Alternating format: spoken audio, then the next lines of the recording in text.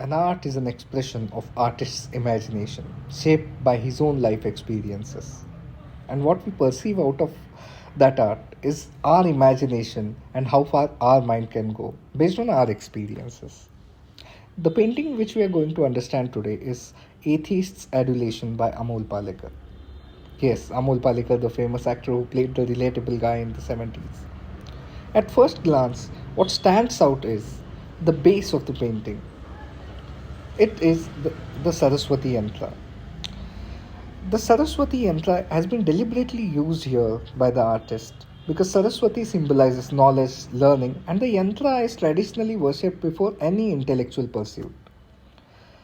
It is painted in black, which reflects a monochromatic and fixed form of knowledge. The structure of that form is stable, authoritative, symmetrical. Against that imposed structure, there is a free flowing organic movement of color. This color symbolizes atheism.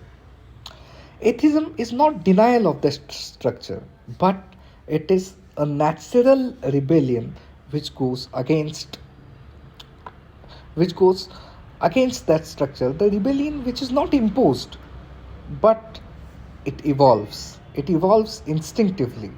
It resists the symmetry, it refuses the geometry, and moves freely. Now, let us understand the polychromatic flow of that rebellion. Red, or the shades of red here, they signify emotional rupture, the courage to question, the courage to question the authority, the courage to question the symmetry. The orange here represents transition and intellectual curiosity. The shades of blue here introduce calm skepticism and distance, which is suggestive of agnostic atheism, a position that rejects belief while acknowledging the limits of human knowledge. While the belief remains monochromatic, the thought remains plural. There is another subtle yet powerful detail.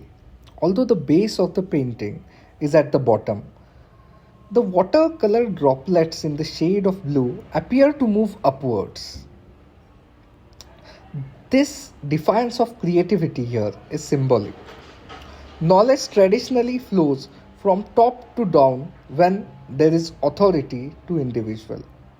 Here the thought moves from bottom and the flow is upwards because experience challenges the doctrine.